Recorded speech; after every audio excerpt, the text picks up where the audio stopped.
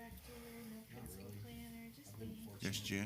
Just me. Don't Sold even a have few a decent things here recently. secretary, Have it. Cheryl Just to stepping kind of in, limp along a so, little bit, but That's good. which I appreciate very definitely not much. doing anything crazy. Well, hopefully, So bringing back you were one of the smarter ones that during the. blast from the crazy past, time, right? 2021, 2, and 3 were sticking money in their mattress. Oh yeah, speak up so we all can hear you. That's a good thing. That's the way I live. That's good.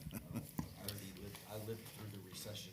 She talks so soft and so- 6-7 months without a paycheck. So that like. Well, better turn me on. life. Oh, yeah, you learn. I know, Good to see you, stranger. went through all that mess in 2007, Thanks, David. 6, and 7, and 8, and 9, and 10, you know. and Chopped the liver. business, Yeah. it was Yeah. ugly. My phone didn't even Mr. ring. Bramlett, How thank are you. You're not a stranger. Yes, I see- am. I see you, but I guess He it has hasn't been a been little here while. either. It has been a little while, but I haven't seen her in a little while. Thanks. I see how I feel. I see how I am, yeah. Misses Cool. you terribly. You used to be here every meeting. Now you're not. And she used to hide behind a monitor. We couldn't see her. That too. She's got a little Barbie toy over there. It looks like a survey thing for a Barbie. I was wondering what the foot thing is down there. Is that like a foot massager for during the meeting? Yeah, Foot rest. but it's for whoever sits in this chair. Yeah, just a foot rest. I don't find those very comfortable. Maybe I can sit still long enough to use it.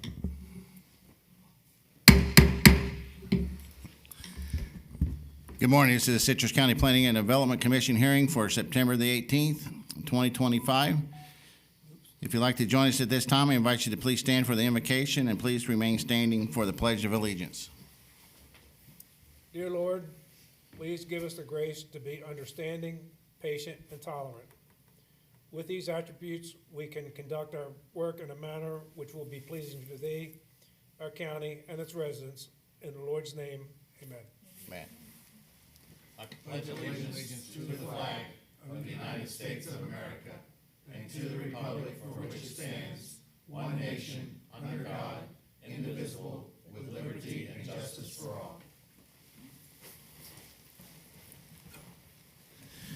All right, thank you. For the courtesy of the applicants, the board, and those around you, if you can please place your cellular devices on mute or airplane mode, please. I just want to give a quick shout out to our United States Air Force. Today is their 78th birthday. To all the veterans of the Air Force, and thanks for keeping us safe. And then I also want to put if you can keep Andy Lahar's family in your prayers. He was the brave deputy. His funeral was on Sunday. So maybe we get the roll call, please. Yes, sir. Good morning. The following Planning and Development Commission members are present this morning. Richard Barmez, Chair. David Bramblett, First Vice Chair. Stuart Bozeman, Jeanette Collins, Michael Facemeyer, Kurt Stone, and Chuck Dixon, School Board Representative. Thank you. If any person decides to appeal any decisions made by the commission with respect to any matter considered at this hearing, he or she will need a record of the proceedings, and for such purpose, he or she may need to ensure that a verbatim record of the proceedings is made, which record should include testimony and evidence upon which the appeal is to be based. During the public portion of the meeting, individuals are given 3 minutes and representatives of an organization are given 5 minutes. When anyone wishing to speak comes to the podium, please complete a yellow form to hand to the recording secretary. And please print your name, your address, and your phone number, the application number for which you are speaking on the form. The yellow forms can be found at the podium by the door. If representing an organization, a letter of authorization must accompany the speaker. Comments will be limited to the topics being heard, so please state your name, spell your last name, and give your address for the tape record. So at this time, I'm going to open the podium for the public. This is an opportunity for you to come forward to address the commission on any issues that you may wish, but this is not the time to come up and speak for this application. Seeing none, I'm going to close the public portion of the meeting down, and we have no minutes to approve. Do we have any staff announcements?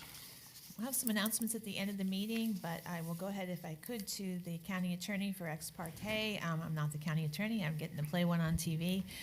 If any of the members have anything ex parte to disclose on this application for today, I'll start with Mr. Dixon. No. None. Site visit. Site visit? None. Thank you. All right, great, thanks. Time for application PUD-2025-0004. If the applicants will work his way to the podium while we get the staff introduction, please.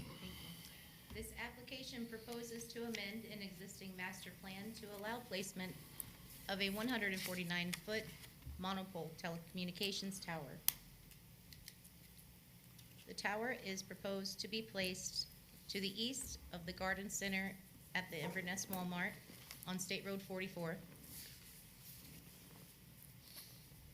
This is the approximate location of the proposed tower. This is the site plan provided by the applicant. This is the 149-foot tower that is proposed. Thank you. Thank you, good morning, sir. Good morning. And we'll get your PowerPoint up in a second. And you should have a clicker up there to be able to advance it. Do you know how to use the clicker? I don't. Is it? I'm hiding it? Oh, I'm charging it, I'm sorry. We're hiding it from you, but it's there. Yeah, if only you knew how to use it.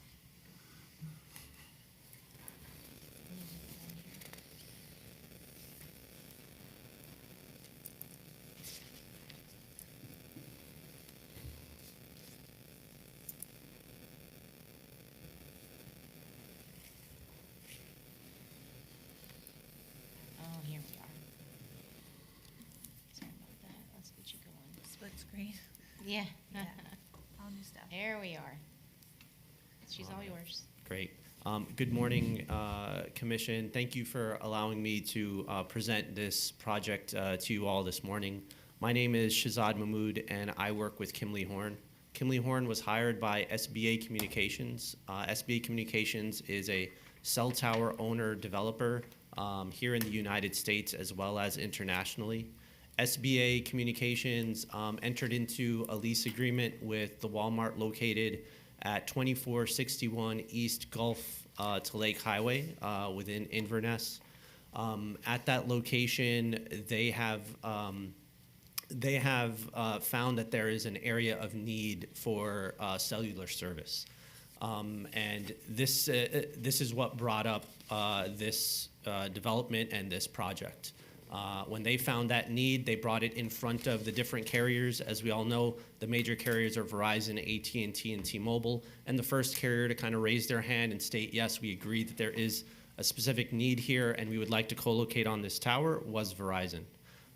As a result, so through this deck, I'll just go through where the project is at. You might have to advance You it wanna for just- him if it's yeah. not a PowerPoint thing. Absolutely. Are we sliding or? Not sure what's going on. All right, expert. Come on, expert. All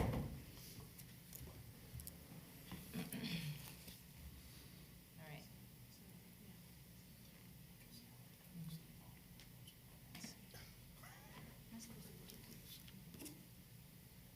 Yeah, usually I like turn it Oh, there we go. All good, thank you. There we go. Okay, so my apologies. So as you can see, the project team was myself, and Verizon was actually supposed to come today. Amit fell ill, so I will do my best to provide you information from Verizon. He's provided me with a bunch of their slides and decks, and I will do my best to portray that. Here, again, to reiterate, the location, as seen when we first were introduced to the project, we did our best to find a location that would best fit the Walmart, a location that was located, as you can see, near the retention pond, furthest away from frontage and located on the east side of the property. We clearly meet all the required setbacks and all the required locations from property lines. Here is an elevation view of the tower itself of the 149-foot, it's 145-foot tower with a 4-foot lightning rod. As we know, South Florida has quite a bit of lightning, and as a result, we provide a lightning rod to alleviate that issue. The zoning itself is general commercial district. As we stated, the applicant is SBA Towers, and so each one of these towers are designed for multiple carriers to co-locate on. The reason we do that is we do believe additional carriers will join this tower in the future. We've designed it so that there is enough space on the ground as well for those carriers to place their ground equipment, as well as structural capacity for them to place their equipment onto the tower itself. Currently, Verizon is the intended co-locator and has provided an application stating that if this tower gets built, they will co-locate on the tower. Here again is a project location with surrounding zoning. Here is a site plan showing all the specific setbacks that we meet with the location of the tower on the Walmart property. We provided some what we call photo simulations of a few different positions so that we could see a before and after of the tower. Here is position 1. On the left, you'll see where the photo was taken and the actual project location. So this is position 1. Here's a before and after of position 2, which is closer to the entrance. And here is position 3, which is on the west side of Walmart. And then finally, position 4, more, closer to the road as well as west side of the Walmart.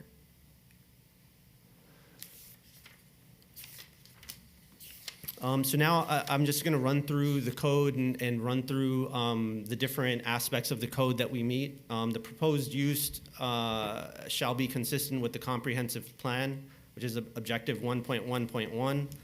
We've strategically located on a retail property with existing infrastructure, ensuring efficient land use and development coordination. We've cited a commercially zoned area meeting the city's policy for, the county's policy for communications facilities and adjacent to major retail establishment, reinforcing its appropriateness and utility. From a community benefits perspective, it's a robust communication network can lead to increased commerce, better employment opportunities, and overall boost in economy engagement. The second portion, the establishment, maintenance, or operation of the proposed use shall not be detrimental to or endanger the public safety or general welfare. The wireless communication facility will significantly improve connectivity and emergency response capabilities in Inverness by enhancing public access to wireless service and integrating with FirstNet for prioritized emergency communications. Additionally, it supports smart infrastructure innovations and complies with FCC safety standards, ensuring both technological advancements and public health protection. The proposed use shall be consistent with the community character for immediate neighborhood of the proposed use. The proposed wireless communication facility is well situated for its location on a commercially zoned property, housing a Walmart. The team has worked closely with the county staff to design the tower such that it will not disrupt existing land use patterns. Its installation will enhance wireless connectivity for nearby businesses and residents while having minimal impact compared to the current commercial activity in the area. Utilities, roadways, capacity, drainage, and other necessary public facilities, including police, fire, emergency services, shall exist at the city's adopted levels of service and will be available concurrent with demand as provided for in the requirements of these LDRs. The proposed facility will enhance connectivity for residents, businesses, and emergency services while minimizing impacts on existing infrastructures, utilities, and traffic. It supports growing communications demands and integrates seamlessly with current systems, ensuring reliable service and public safety without placing undue burdens on the community. The establishment of the conditional use shall not impede the development of surrounding properties for uses permitted in the zoning district. There's no aspect of the development of this use that would impede the development of any of the surrounding properties, no matter what the use would be or how it functions. The design of the proposed use shall minimize adverse effect, including visual impacts of the proposed use on adjacent properties through the use of building orientation, setback, buffers, landscaping, and other design criteria.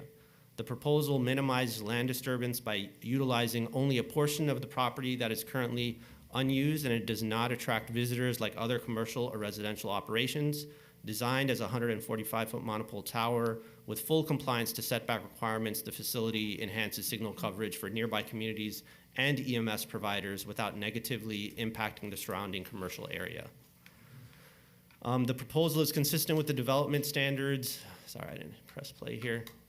With the development standards for wireless communication towers and antennas. For local, state, and federal requirements, we are compliant. For co-location, the proposed monopole will accommodate 4 carriers.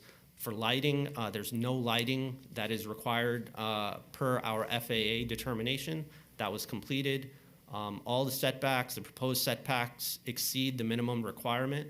And the height of the tower, the proposed tower is actually 5 feet shorter than the maximum height permitted for monopoles with multiple carriers. The last portion that I want to bring up is, so the landscaping requirement for our property is known as a type D buffer. And this is something that we were not able to meet as a result of the constraints of the site itself. So as I was showing on the previous slides, there's a retention pond to the east. Then just west of the retention pond, and it may be hard to see here, but there's a 20-foot sewer easement that we abut. So between the 20-foot sewer easement and the parking lot is 25 feet, which is the width of our compound. Our compound itself is a 25-foot by 75-foot fenced-in compound, with the tower being at the center, and then utilities for power and fiber. If we were to place the required landscape buffer of 20 feet around this, then we would not be able to have a compound fit. As a result, I wanted to show a photo of the large tree that is actually just south of the proposed compound, which does somewhat camouflage and provide some screening to the compound itself. Lastly, I'd like to go over the Verizon few slides which show the need for the tower itself. The 2 main issues that Verizon is always looking at, and I'll try to explain this in layman terms and not be an engineer, but the 2 main items that you're trying to do whenever you put in a new tower is known as coverage and capacity. So if everyone has a phone today, and I know that it's very little coverage in here, but you know how there's bars on that phone? Those bars represent your coverage. How close are you to an antenna? Then when you actually tap on something, so if you were looking on Facebook or if you were trying to load a video, you see that circle that sometimes turns or starts turning and starts to think? That's known as capacity. So if it's taking a while for that to keep turning and nothing is showing up on your phone, that means that there's not enough capacity. So think of it as a highway. A highway has 2 lanes. If only one person is on that highway, you can flow. You can get as much, it'll download very quickly.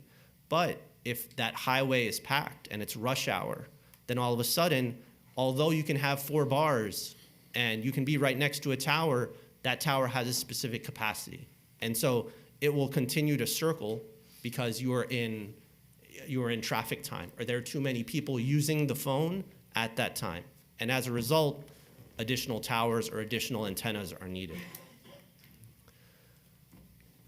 So here is a coverage map for Verizon, and we've tried to make it as clear as possible. So right now, this is the current coverage of the area the green represents good coverage for Verizon, and the red represents bad. So this right now, you can see these 3 towers that they've called out. One is called Crown Citrus Hills, one is called SBA John Croft, and there's another Inverness. So those are the current towers that Verizon is on, and this is the coverage they're able to get as a result. If we were to build this tower and turn it on for Verizon, this is now what the new coverage would look like and capacity. So as you can see, from a before and after, this significantly upgrades Verizon's ability to cover the area, specifically cover that US 41. Lastly, so why approve this project? We are consistent with commercial wireless telecommunications towers and antennas development standards and co-location requirements within the Land Development Code. The proposed tower is sited on a commercial site. Again, no lighting is being requested as a result of the FAA determination. There's a limited visual impact on the surrounding area. Increased telecommunication coverage, capacity, and reliability in the surrounding communities and roadway network, and opportunities for a co-location for public and private providers, including emergency services. With that, any questions? And again, thank you for your time. All right, does staff have any questions for the applicant? Just one. I know we talked about the reduced or the lack of buffering, and you're putting up a chain link fence. Would you be willing to put any kind of slatting in the fence to try Absolutely. to address buffers? Okay. Absolutely, we would. Just want to have that available for them if they want that. Thank you. Absolutely. That's it. All right, does the board have any questions for the applicant? I have a question. Commissioner Bramlett. This is just curiosity. Can you go back to the coverage where you did the back and forth?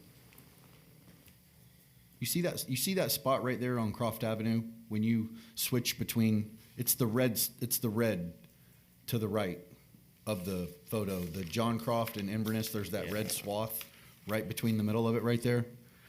I'll be able to see it better right here. It's the only red swath right there on the right, in between the John Croft Tower and the Inverness Tower. Oh, John, yes. Yes. And when you now you hit the coverage with the tower, why is that still red? Why is So- that not covered? I think I know why. I just want to hear what you say. So again, it would be best to have the Verizon RF to answer that question, but I'll tell you based off of my knowledge. So to me, it's associated with the location and height of the tower and how far it can emit. Since this is a 145-foot tower, right, and based off of the location that this is at, so we're talking about that swath. Yeah, I see what you're talking about. It stays there. If you think that there stays was a red. circle all the way around it, why wouldn't it fill that in? I wish I had a better answer for you. Yeah. I apologize that he I wasn't think it's able to make it. topography. I'm just curious. You may be correct. I'm not. I Okay. can get you that answer though. We can. It doesn't get you an really email. matter. I just was curious. It Understood. was just a curious question. That's all. Understood. Thank you. Any other questions? Yeah, Commissioner Bozeman. yeah, similar question to what David was saying, but unfortunately, the folks from Verizon chose not to come today. Yeah. Unfortunate, because I had some questions, technical related stuff, such as, I think this illustrates the current coverage very well, so that was one of my questions. And then Commissioner Bramlett brought up a great point. What about over here? It doesn't seem to have much of an impact, but it could be terrain. You know, it could be depending on the frequency of the tower as well. Correct. But we don't have any of those answers available, I guess. And the distance between the towers, is that pretty typical for what we see? It is. So it's typical, but it's all based off of population, sir. So the higher the population, like I was talking about capacity, the higher the population, the more towers, the more users you have. Right. And as a result, could require more towers. So when you're usually seeing one every mile, maybe that feeds 100,000 people. Right. But if that mile now has 200,000 people, then you need to have additional towers in order to take on that capacity. Probably speaks to capacity of Yes. the tower and whatever frequency they've elected to put, whether it's a rural or a high density or, okay. Correct. All right, so I just was curious about that, so, let's see. I think that's really all I really needed to ask you about. Okay, thank you. All right, anybody else? All right, now it's me. I do have a few questions for you. One of my concerns is the buffer. The second relates to the buffer, in my opinion, with the underground electrical that's running right through the middle of your parking pad that you're going to relocate, right? Did I read that correctly? You did, correct. And then what brings up my most, besides the RF questions that I have brings up you're going to be within 20 feet of a wet retention pond. Mm-hmm. Tell me how that process works with a 25 by 75 foot pad and that soft continuing soil. I know you're not an engineer, right? I'm not. Correct. So you have no engineers with you that can answer that question. I am an engineer, so I'm asking that question because I'm not sure if you can put in a pole 145 feet up with limited access that you have there with just a 25 foot where you can cram it into a hole, and then you're going to already disturbed soil. How is this pole going to stay erected from the pond? Absolutely. So the type of foundation that we'll be installing will be a caisson foundation. A drill rig will come in, and the size of the foundation will be 6 feet wide for the monopole tower. For me, who's developed, and my background is in construction, we've done very similar types of towers near retention areas as well, using that type of construction method of using a caisson foundation. It limits the amount of soil that's coming out of the ground. As the dirt is taken out, concrete is pumped in, and the rebar cage is put in right after it's all placed in. From that perspective, we do have signed and sealed drawings associated with the location of the tower and how we plan on installing it. All of these, as well as this set of CDs, was run by a local Florida engineer with Kimley Horn that will be signing and sealing the ability of the tower to be located within that small area. We've done multiple sites within a limited footprint similarly, and we've been able to do them safely, even with a retention pond in close proximity. Have you completed any soil samples on this location? A geotech was completed for this project, yes. You didn't. We don't have it. No, I wasn't aware that we don't have it today, but it was completed. And we do have soils and parameters and bearing strengths associated with those soils and what can put in. That's going to be what the foundation is designed based off of that geotech. Speaking just on the location where you're going to put the tower, Mm-hmm. what's the FEMA flood zone for that area, for just where you're putting the tower?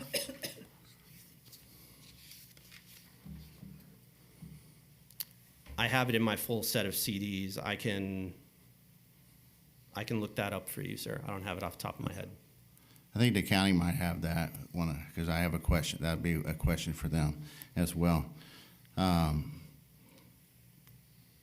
And then on your site plan, on your notes, at number 11, you state that the proposed manufacturer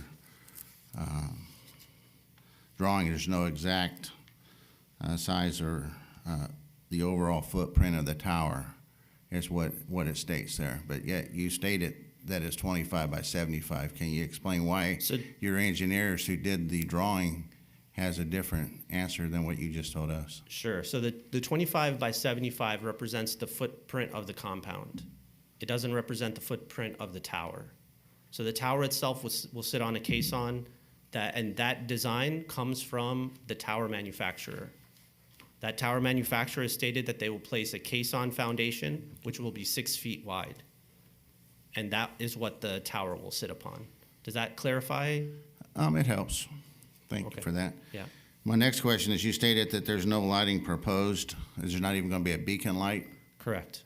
It's not required? It is absolutely not required. We every single one of these sites has to go through a federal aviation study and determination required by federal law.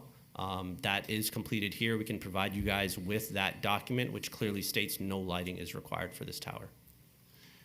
Then my last question is goes back to my first question. On your drawings that you state that you got to remove a tree. The tree that you're talking about removing. We're not removing.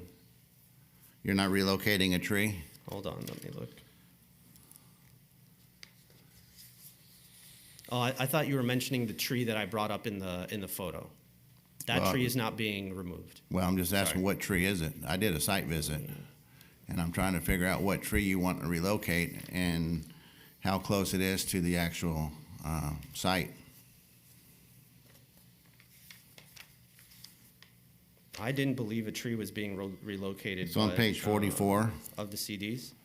of our packet, and it's over in the notes. Number 3, we will need to relocate existing tree. Then that's. Oh, okay. And that's the only tree that I've seen on the entire drawing. No, this tree is not. Then that's an omission. I'm looking at this as well. We need to remove that. There's no trees within this area. That was a mistake by our drafter. Okay. Then I have no further questions. Thank you. Anybody else? Thank you, sir. We'll get the staff to come forward with their presentation.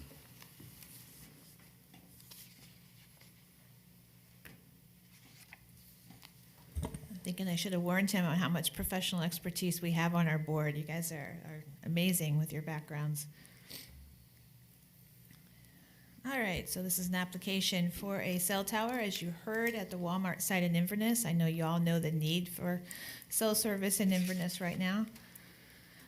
This is the aerial again of the Walmart site. You can see the parcel actually extends to include those access drives. This is back from 1999. It's an old PUD, AA 9901.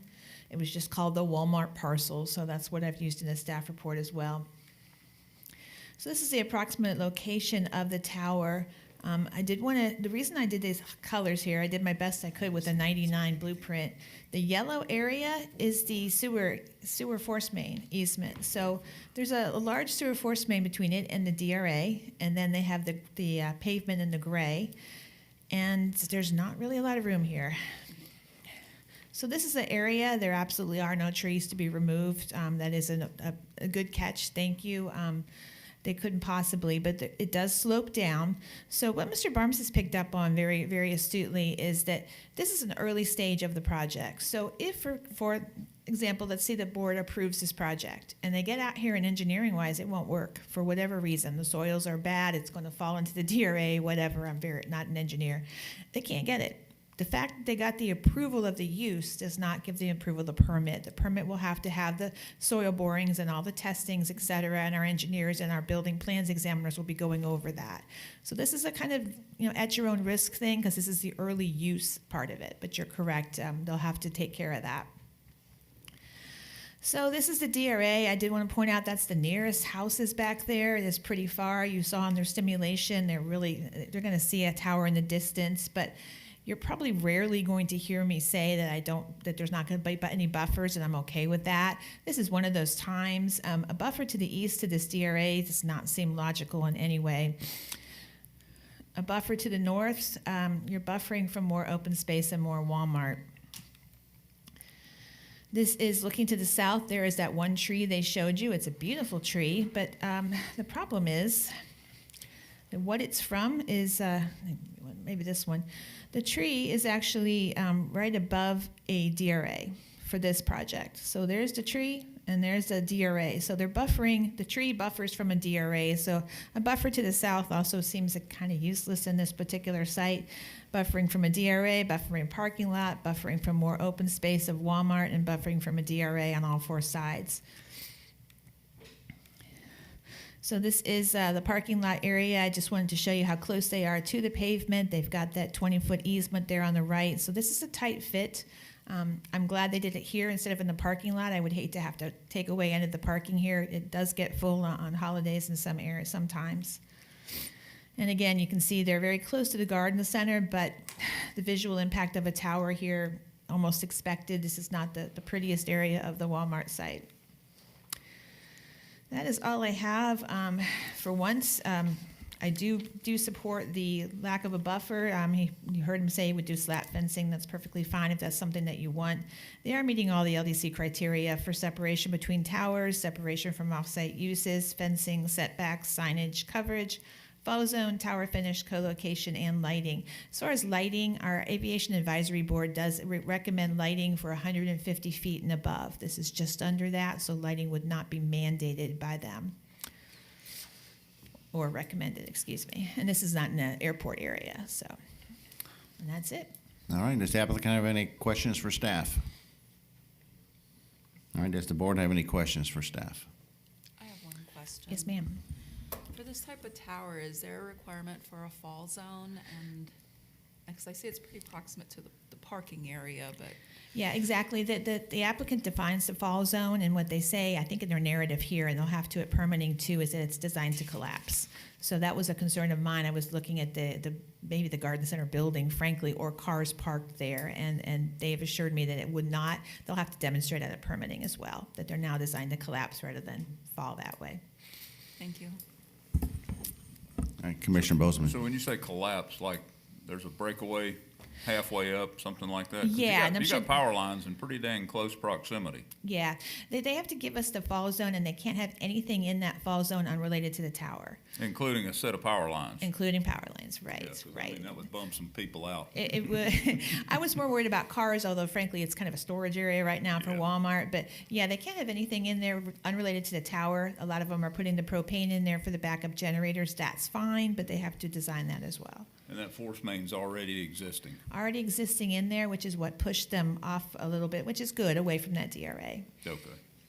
Yeah, our utilities was immediately alarmed about this until they saw exactly where it's going, and it's just outside of it. Okay. That was another concern I had. Okay. Yeah. That's all I got. All right, anybody else? Who's got two for you, Joanne? One, I'm gonna touch base on the fall zone, because that was, the electrical wire, the high wires is running through there.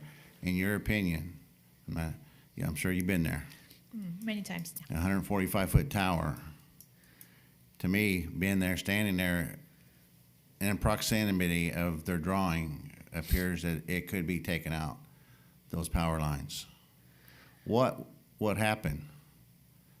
We approved this, and the fall zone is the wires, they can't do that.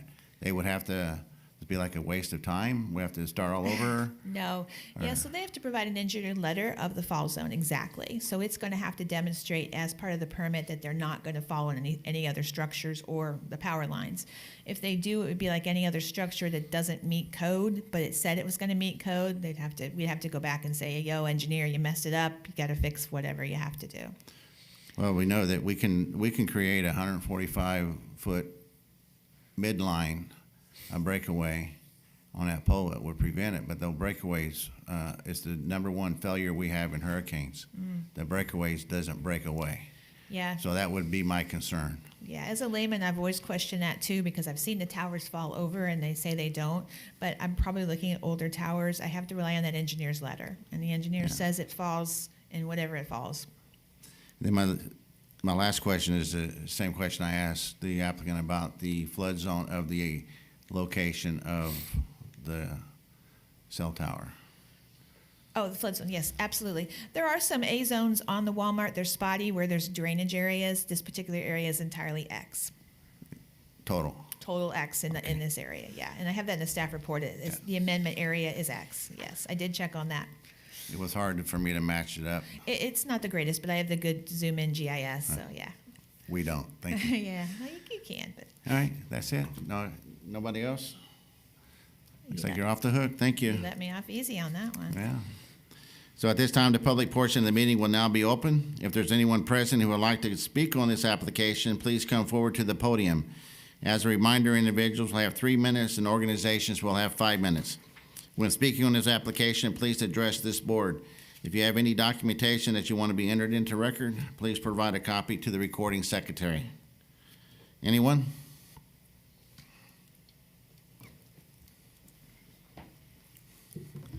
So my name is Pam Wildrick. Okay, don't forget that the yellow form at the, when Can you're I done. fill it out when I'm done? Yes, Because I you didn't can. know I came in late. Yes. Sorry, thank you. So my name is Pamela Wildrick. I live at 2714 East Dawson Drive. I am the corner one that butts up against the retaining lot. I feel that I have several questions that this did not answer. And my main question is, the noise that is produced by this tower, not only by the tower itself, but by the generators that are run as a backup, by failed equipment, and what is my recourse should something happen to this tower that causes buzzers, buzzing, any type of noise. I am 300 to 500 yards away from this tower. My property butts up against it. So not only are the health questions that I have, which I'm not even going to bring up because it's not proven, you know, the RF, whatever radiation, I can't prove that, so I'm not even going to bring that up, but I am going to bring up the possibility of noise disruption to my way of living. Walmart has been great in taking care of any problems that I have had in the past, but they can't take care of this. If this is emitting noise that is not conducive to my lifestyle, what recourse do I have? Because you are choosing to put this here. I didn't choose to buy a piece of property, my retirement home, my little slice of Citrus County to be ruined for something that may or may not happen, I don't know. But if it does happen, what do I have for that? For that recourse, if this is making a buzzing noise or anything goes wrong, or these generators are running all night long. We already have somebody one street over that's living in their RV that's running a generator all night that you can't open your windows because you can't sleep through a generator running. So what do I do in that sense? So that's my first question. My second question is my property values. I am concerned about that. You know, you say that there doesn't need to be a buffer because I'm so far away, but I can clearly see the parking lot. I know every time they're being robbed because the cops are in the parking lot. I can watch it from my backyard, from my pool. So what's to say that when I do decide to sell, which I don't see in my lifetime, but you never know, you know, that somebody says, oh, I don't want that piece of property because there's a tower right back there, because there are so many questions about the health abilities to it. So those are my two main concerns is A, my property values. They say if it's in sight of the property, it drops almost 10% of my property value. And so those are my concerns, the noise and my property values. And I thank you for your time. And I'm not saying this is a bad thing. I just, it makes me nervous because I do love my little slice of paradise here. And I don't want it ruined by a cell tower that's making noise or ruining my property values that I've worked so hard to All right, thank you. buy. Thank you. Anyone else? Anyone? Okay, I will get your applicant to come to the podium and you can address the public concerns in a rebuttal, only her concerns. Absolutely. So just to start with the first question associated with the generator and the noise. So this application is not applying for any generator. So the tower itself will not have any backup power needed. But I don't want to, so when Verizon installs on the tower, it's a requirement that they have backup power because when a hurricane comes, when a life event occurs where power is taken out, the first thing people are using in order to call emergency services, they're using their cell phone. And if that generator is not there, then they're not going to be able to utilize that cell phone. The generators themselves are not running. There will be permanent power attached to this tower. The generators are not going to be running at hours on end. The only time they will run is if, and not only that, they will have battery backup as well as a generator, so they'll have both at the same location. I just want to add, again, this is not something that we are permitting at this point, but yes, in the future, Verizon will.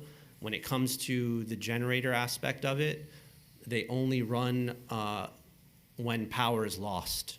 And it's a need for the community because if power is lost, then people can't use their landlines in order to call, right? You will have to use your cell phone in order to make that call.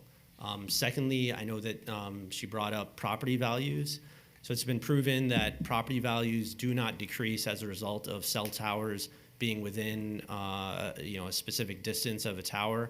I understand that she's bringing up a possible 10% reduction in value, but that is just not the case, and that's not a proven fact.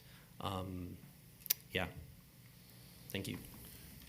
Can you address her noise pollution, the Yeah. buzzing and so forth? There's- Is there any? There's nothing on this tower that will, other than the generator, the possibility of the generator, there's no other buzzing noise, there's no other type of noise that will be coming from the tower at all.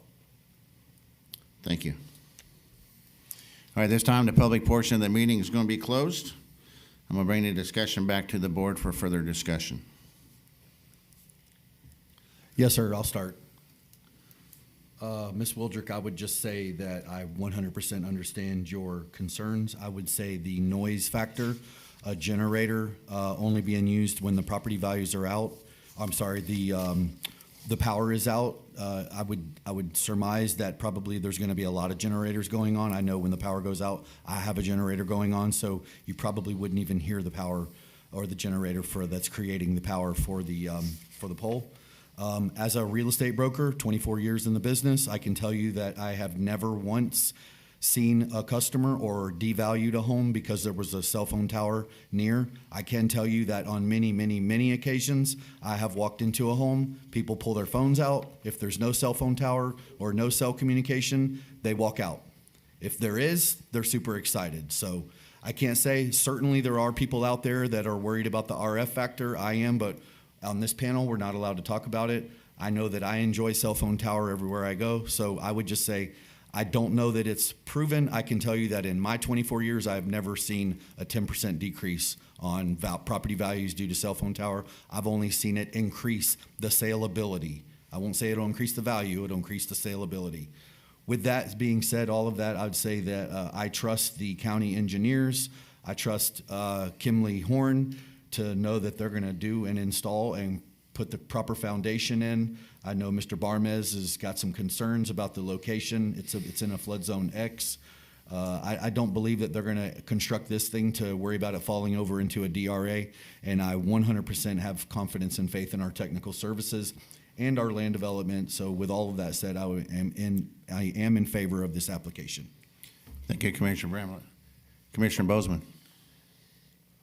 I just want to make sure the breakaway zone is clear, and you've indicated that you guys are going to be on the hook to make sure that that's done correctly.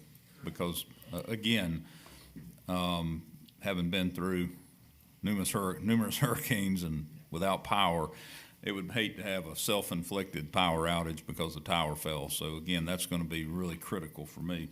And as far as the buffering goes, I think there was a comment made earlier about possibly having slats in the fence to just screen, because there is ground equipment.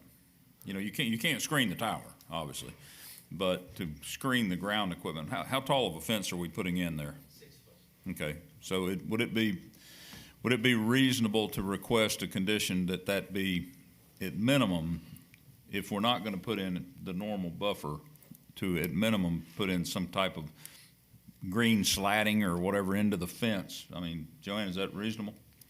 Absolutely. That was the question I asked him earlier. He's agreeable to that. Yeah, that's what I thought. Okay, with that being said, I would be in favor of it then. All right, thank you, Commissioner Bozeman. Anybody else?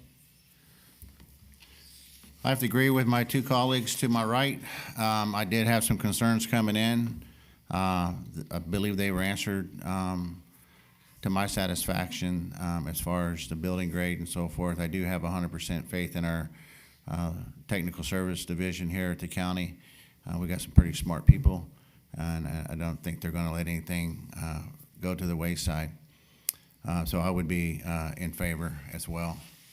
I would like to add one more thing that I forgot I had written down here. I do want to make sure that we add a condition or make sure that tree removal statement is omitted.